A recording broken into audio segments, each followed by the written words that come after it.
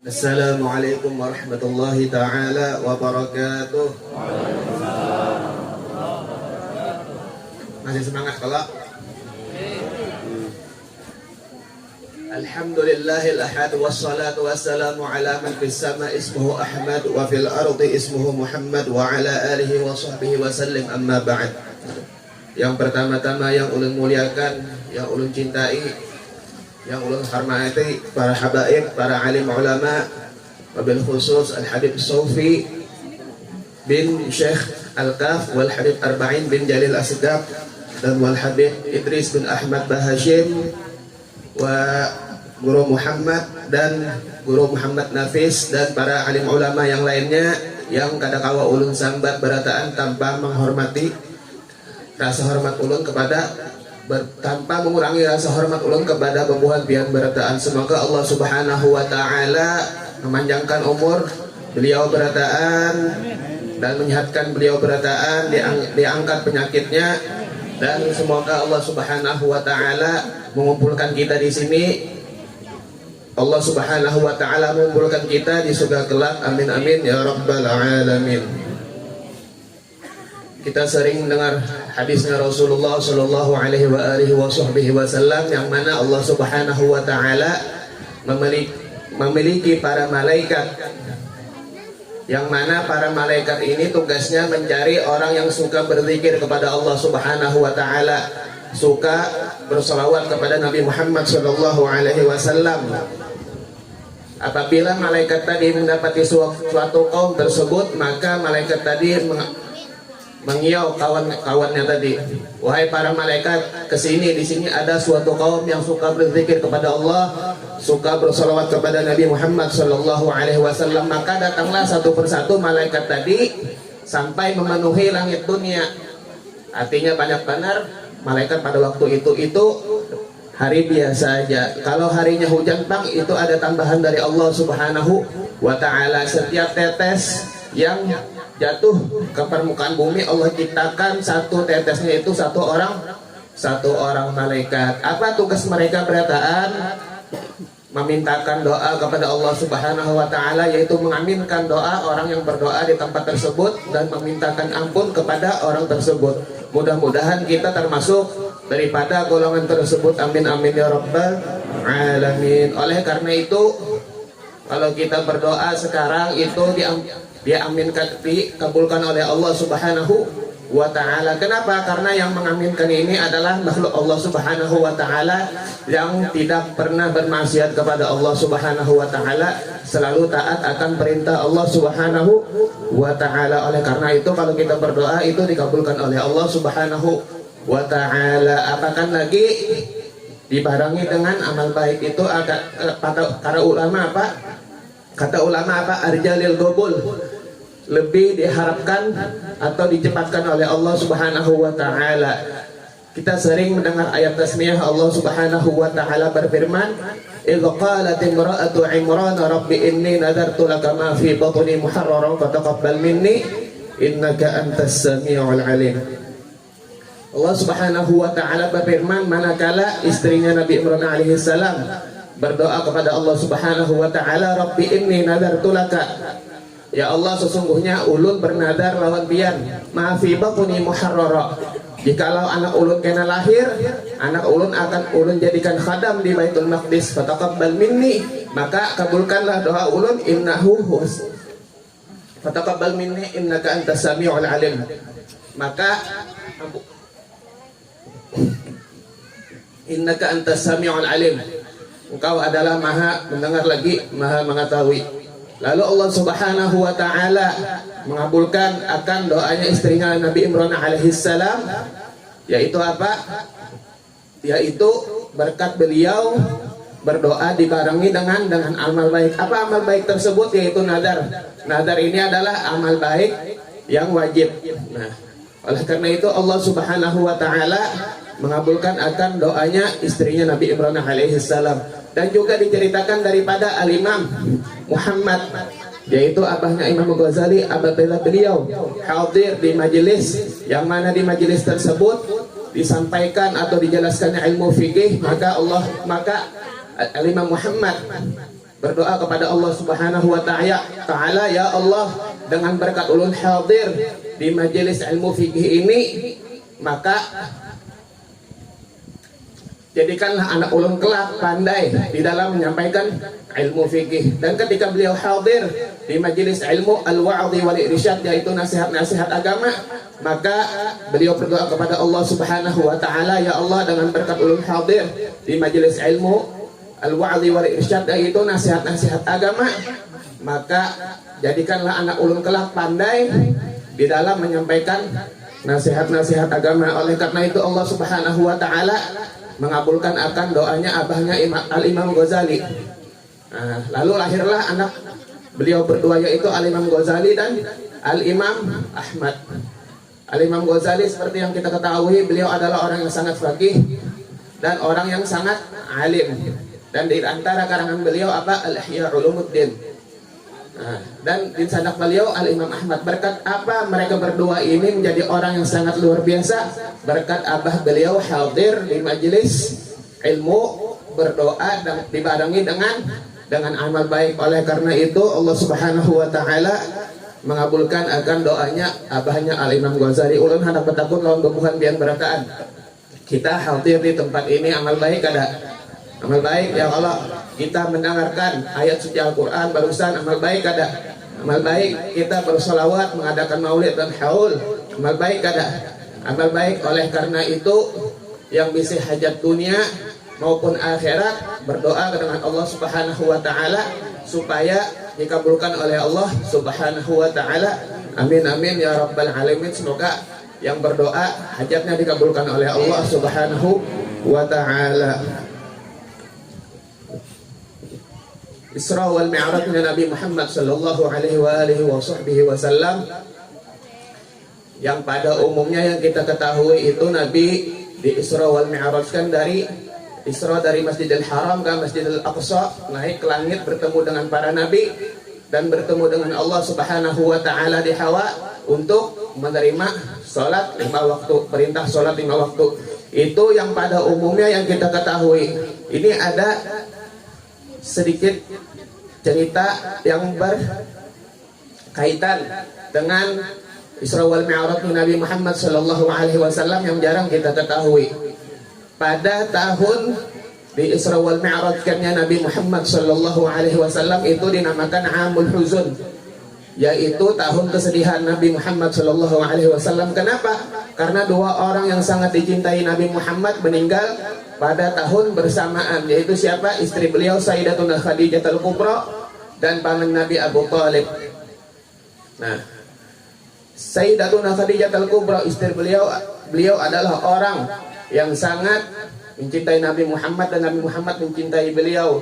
Beliau Sayyidatuna Khadijah Al-Kubra mengeluarkan seluruh hartanya di jalan Allah Subhanahu wa taala, sampai-sampai baju peperangan yang ada di perang Badar dan perang Uhud itu semua dari harta Sayyidatuna Khadijah Al-Kubra. Lalu sebelum Sayyidatuna Khadijah Al-Kubra meninggal dunia, beliau memanggil putri beliau Sayyidah Aisyah, wahai Aisyah, aku minta tolong lawan ikam. Apa aja? Tolong mintakan 1 jubah lawan Nabi Muhammad sallallahu alaihi wasallam, yang mana 1 jubah tersebut akan aku jadikan kain kafanku ketika aku meninggal dunia. Lalu Sayyidah Fatimah menjawab, wahai ibu, kenapa kada pian aja yang langsung minta lawan Nabi Muhammad? Lalu Sayyidah Khadijah menjawab, aku supan lawan Nabi Muhammad pada langsung supan. Jadi aku minta tolong ikam aja yang padahkan lawan Nabi Muhammad sallallahu alaihi wasallam.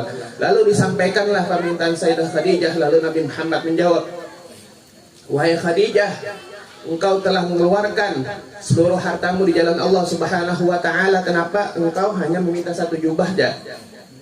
Jangankan 1 jubah, seluruh yang ada di Islam itu adalah milik engkau, wahai Khadijah. Lalu meninggallah Sayyidah Khadijah. Lalu paman Nabi Abi Thalib.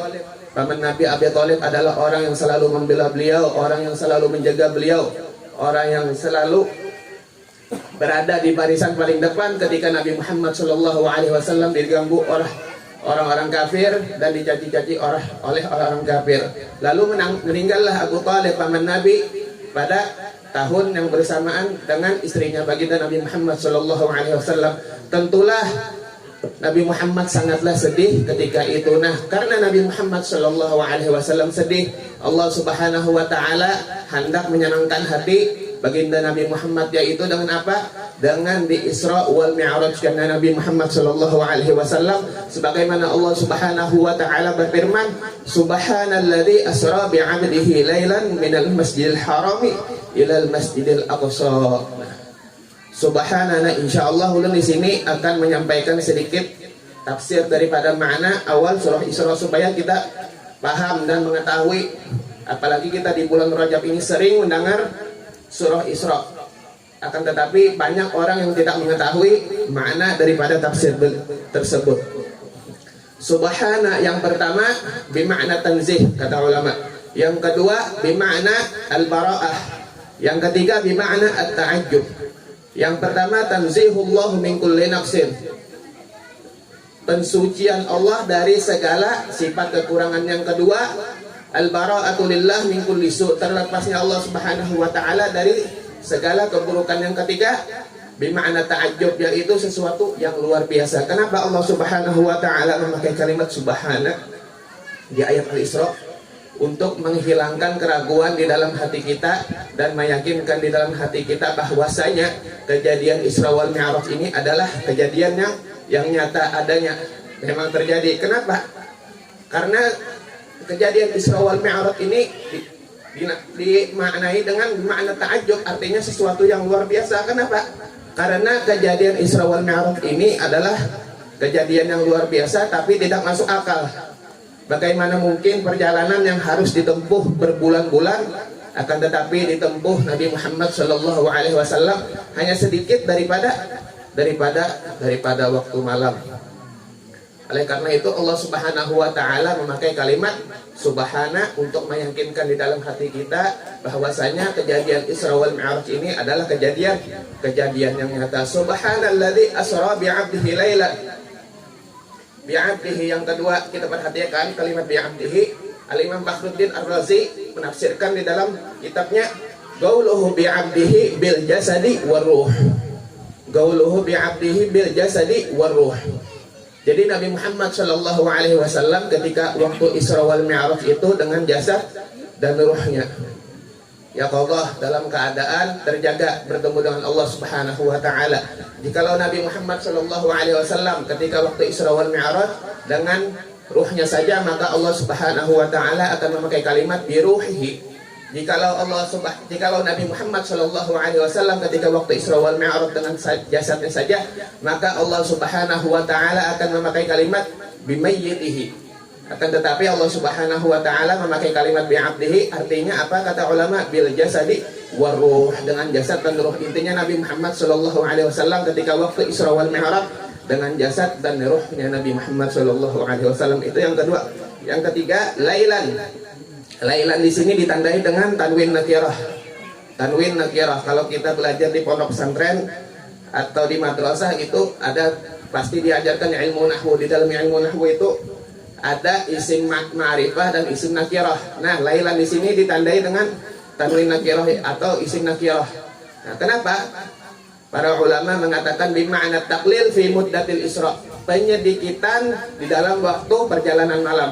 Artinya Nabi Muhammad Shallallahu Alaihi Wasallam ketika waktu Isra wal Mi'raj itu hanya sedikit daripada waktu malam, bisa sejam, bisa 2 jam, bisa 3 jam. Makanya Allah Subhanahu Wa Taala memakai kalimat al-lail yang ditandai dengan alif lam ma'rifah, artinya apa? Satu malam penuh. Oleh karena Allah Subhanahu Wa Taala memakai kalimat lailan, artinya apa? Sedikit daripada waktu malam. Oleh karena itu artinya Nabi Muhammad ketika waktu Isra wal Mi'raj setumat aja, kada sampai 1 malam. Nah, itu daripada makna tafsir daripada surah Al-Isra wal Mi'raj. Minal Masjidil Haram ilal Masjidil Aqsa, dari Masjidil Haram ke Masjidil Aqsa. Hadirin hadirat yang dirahmati oleh Allah Subhanahu wa Ta'ala, Nabi Muhammad bertemu dengan Allah Subhanahu wa Ta'ala. Nabi Muhammad kada pernah minta secara langsung. Kalau bang Nabi Muhammad kepada, ya Allah, aku ingin bertemu denganmu, kada suah. Allah yang langsung hendak bertemu lawan Nabi Muhammad Shallallahu Alaihi Wasallam. Malaikat Jibril kada pernah langsung bertemu dengan Allah Subhanahu wa ta'ala. Sandalnya Nabi bertemu dengan Allah Subhanahu wa ta'ala secara langsung. Nah, para ulama mengatakan lebih mulia mana, malaikat Jibril atau sandalnya Nabi? Malaikat Jibril kada suah bertemu langsung dengan Allah Subhanahu wa ta'ala, akan tetapi sandalnya Nabi bertemu lawan Allah Subhanahu wa ta'ala secara langsung. Tentulah lebih mulia sandalnya baginda Nabi Muhammad sallallahu alaihi wasallam. Nabi Musa ketika beliau berada di Gunung Tersina, beliau berdoa kepada Allah Subhanahu wa ta'ala, ya Allah, aku ingin melihat wujudmu, aku ingin melihat cahayamu, aku ingin melihat keindahanmu. Lalu Allah Subhanahu wa ta'ala berkata, wahai Musa, sesungguhnya engkau tidak mampu melihat wujudku. Ketahuilah wahai Musa, antaraku dan hambaku itu terdapat 70.000 penghalang. Nah, Al-Imam Ghazali menjelaskan penghalang Allah Subhanahu wa ta'ala terbuat dari air, cahaya, dan kegelapan, yang mana perumpamaan suara daripada penghalang tersebut seperti suara gemuruh air. Jikalau Allah Subhanahu wa ta'ala membukakan daripada penghalang tersebut, maka hati kita akan copot dengan sendirinya. Jadi orang banyak itu terpacul sorang, saking dahsyatnya, saking luar biasanya penghalang Allah Subhanahu wa ta'ala. Lalu kata Allah Subhanahu wa ta'ala apa? Ketahuilah wahai Musa, sesungguhnya 70.000 penghalang tersebut tidak akan aku buka kepada siapapun kecuali kepada Muhammad dan umatnya Muhammad. Lalu kata Nabi Musa apa? Ya Allah, aku kata kau jadi Muhammad, tolong jadikanlah aku bagian daripada umatnya Muhammad sallallahu alaihi wa alihi wa sahbihi wasallam. Hadirin hadirat yang dirahmati oleh Allah Subhanahu wa ta'ala, malaikat Jibril ketika Nabi Muhammad sallallahu alaihi wasallam di waktu Isra wal Mi'raj menemani Nabi Muhammad dari awal sampai di mana tempat yang mana malaikat Jibril kata kawal lagi mengawani Nabi Muhammad untuk bertemu dengan Allah Subhanahu wa ta'ala. Kata malaikat Jibril apa? Wahai Muhammad, tugasku sampai di sini. Aku kata kawal lagi mengawani ikam bertemu dengan Allah Subhanahu wa ta'ala. Lalu kata Nabi Muhammad apa? Wahai Jibril, la yatruk khalila khalila, tidaklah meninggalkan kekasih akan kekasihnya. Engkau telah mengawani aku dari awal sampai sini, kenapa engkau kada umpat lawan aku bertemu dengan Allah Subhanahu wa ta'ala. Lalu kata malaikat Jibril apa? Wahai Muhammad, jikalau aku lanjutkan perjalanan denganmu, niscaya aku akan binasa dan hancur. Lalu Nabi Muhammad berkata, wahai Jibril, bukankah engkau diciptakan dari cahaya dengan Allah Subhanahu wa ta'ala? Lalu malaikat Jibril berkata, wahai Muhammad, memang aku diciptakan dari cahaya, akan tetapi aku bukan daripada bagian cahaya Allah Subhanahu wa ta'ala. Dan engkau Muhammad, engkau diciptakan dari cahaya Allah Subhanahu wa ta'ala, dan engkau termasuk daripada bagian daripada cahaya Allah Subhanahu wa ta'ala. Khalaqa min nurih, Nabi Muhammad sallallahu alaihi wasallam diciptakan daripada cahayanya Allah Subhanahu wa ta'ala. Hadirin hadirat yang dirahmati oleh Allah Subhanahu wa ta'ala, intisari daripada Isra wal Mi'raj ini apa? Intisari daripada Isra wal Mi'raj ini adalah Nabi Muhammad sallallahu alaihi wasallam Isra dari Masjidil Haram ke Masjidil Aqsa, ke langit, bertemu dengan para nabi, lalu bertemu dengan Allah Subhanahu wa ta'ala untuk menerima suatu perintah yang sangat luar biasa, untuk menerima sesuatu perintah yang sangat agung, yaitu apa? Salat 5 waktu. Ketika Allah Subhanahu wa ta'ala memerintahkan zakat, cukup lewat Al-Quran. Ketika Allah Subhanahu wa ta'ala memerintahkan puasa, cukup lewat Al-Quran.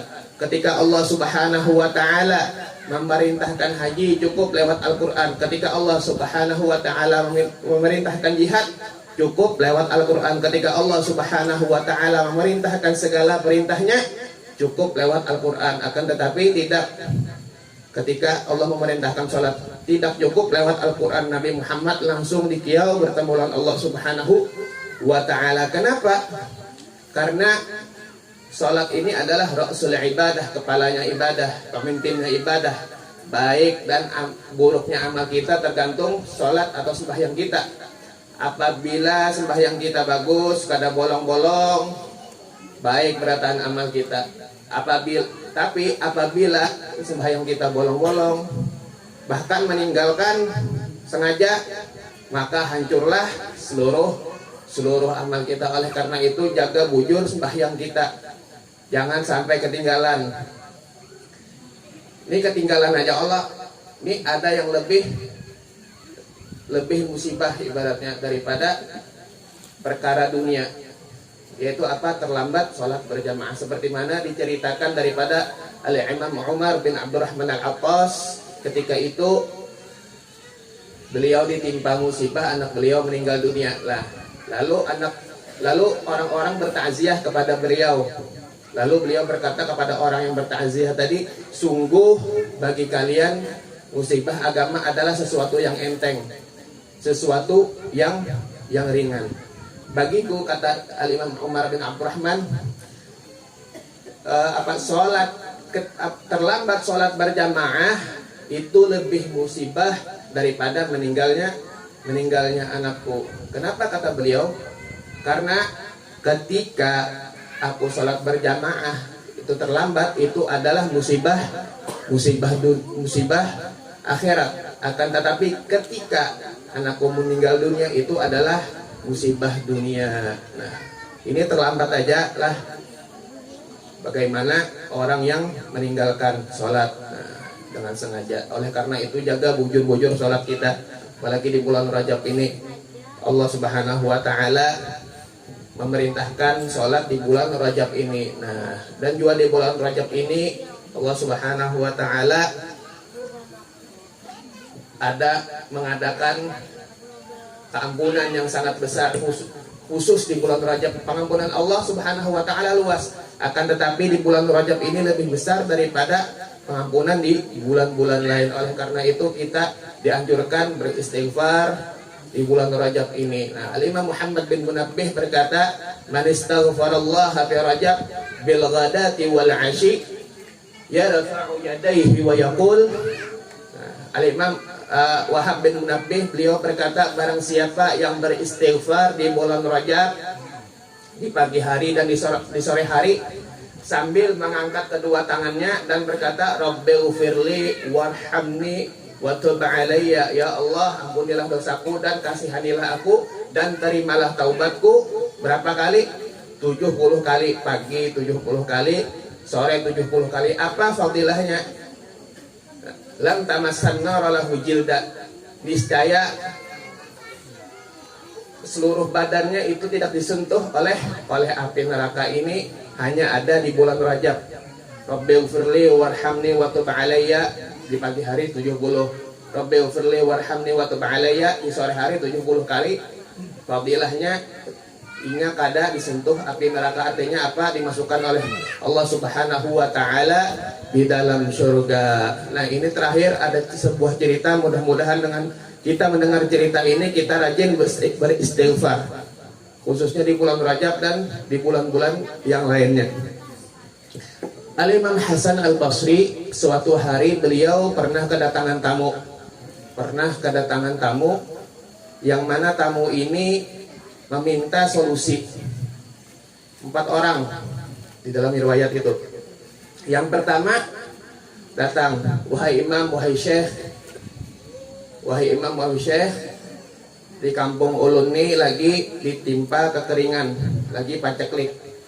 Ulun minta solusi lawan pian, kayak apa caranya kampung ulun ini dihujani oleh Allah Subhanahu wa Ta'ala. Kata Imam Al-Basri, kata Imam Hasan Al-Basri, banyaki istighfar.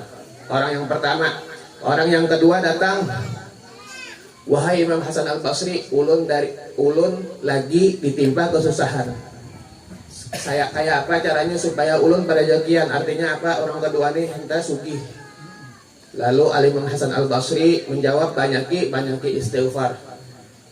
Yang ketiga datang, wahai Imam Hasan Al-Basri, ulun ini sudah berapa tahun kada bisa anak. Kayak apa caranya ulun bisi keturunan, ulun ini mandul, kayak apa caranya? Lalu Imam Hasan Al-Basri menjawab, banyaki istighfar. Yang keempat terakhir datang minta solusi, wahai Imam Hasan Al-Basri, ulun ini bisi kebun, ulun ini bisi sungai, kayak apa caranya supaya kebun dan sungai ulun ini subur, kebun mau buahan, sungai ulun mau bebanyuan, kayak apa caranya? Lalu Imam Hasan Al-Basri menjawab, banyaki istighfar. Lalu boleh kayak tadi nang orang berempat tadi. Lalu rupa-rupanya dari jauh nih sang murid melihat atau mendengar daripada orang yang minta solusi tadi. Jadi bingung murid tadi, ya kalau orang ini minta dengan solusi yang berbeda, dengan permintaan yang berbeda, akan tetapi jawabannya sama, banyak istighfar. Lalu murid Al-Imam Hasan Al-Basri tadi bertakun, wahai Syekh, kenapa tadi nang orang berempat tadi minta solusinya beda-beda tapi jawaban pian sama, yaitu banyak istighfar. Apa jawaban Al-Imam Hasan Al-Basri? Karena Allah Subhanahu wa taala langsung yang menyuruh. Sebagaimana Allah Subhanahu wa taala berfirman di dalam surah An-Nuh ketika Nabi Nuh menyampaikan dakwah kepada umatnya, a'udzu billahi minasyaitonir rajim, faqultu astaghfiru rabbakum innahu kana ghaffara yursilis samaa'a 'alaikum midrara wa yumdidukum bi amwalin wa banin wa yaj'al lakum jannatin wa yaj'al lakum anhara. Yang artinya, faqultu, kata Nabi Nuh, ya Allah, sesungguhnya aku telah menyampaikan dakwahku pada umatku, istaghfiru rabbakum, wahai umatku, meminta ampunlah engkau kepada Allah Subhanahu wa ta'ala, innahu kana ghaffara, sesungguhnya Allah Subhanahu wa ta'ala maha pengampun. Lalu apa buah atau faidah kita setelah beristighfar tersebut? Yursilis samaa'a 'alaikum midrara, niscaya Allah Subhanahu wa ta'ala akan mengirimkan kepada langit air yang bercucuran. Artinya apa? Artinya hujan. Wa yumdidukum bi amwal, dan niscaya Allah Subhanahu wa ta'ala akan menambahkan kepada kalian yaitu rizki atau harta. Wa banin, dan niscaya Allah Subhanahu wa ta'ala akan menambahkan kepada kalian keturunan-keturunan. Wa yaj'al lakum jannatin wa yaj'al lakum anhara, dan niscaya Allah Subhanahu wa ta'ala akan memberikan atau menjadikan kepada kebun-kebun kepada kalian atau sungai-sungai. Nah, jadi ini jawaban daripada Al-Imam Hasan Al-Basri, Allah langsung yang menyuruh. Jadi ini fadilah dari Allah Subhanahu wa ta'ala langsung. Jadi intinya apa dari kisah ini? Intisari daripada kisah ini, nang hendak dituruni kampungnya hujan Allah Subhanahu wa ta'ala, misalkan paceklik atau kemarau, yang pertama apa? Banyak istighfar. Nang hendak sugih, banyak istighfar. Nang hendak banyak anak atau mandul mau beranakan, hendak beranakan, banyak istighfar. Atau bisi kebun atau buah atau bisi sungai atau sumur, supaya mau subur, supaya mau buahan kayak apa? Banyak istighfar. Nah, mungkin hanya ini yang bisa ulun sampaikan. Salah khilaf mohon dimaafkan. Mudah-mudahan berkat kita hadir di majelis ini, di acara Isra wal Mi'raj ini, dan sekaligus haul burus kumpul, mudah-mudahan Allah Subhanahu wa ta'ala mengampuni dosa kita, dosa ibu bapak kita, dosa jiran kita, dosa kaum muslimin dan muslimat, dan semoga Allah Subhanahu wa ta'ala mengumpulkan kita bersama Nabi Muhammad sallallahu alaihi wasallam di surga kelak, dan semoga Allah Subhanahu wa ta'ala mematikan kita dalam keadaan husnul khatimah. Amin amin ya rabbal alamin. Hadza minni wal 'afwu minkum. Assalamu alaikum warahmatullahi taala wabarakatuh.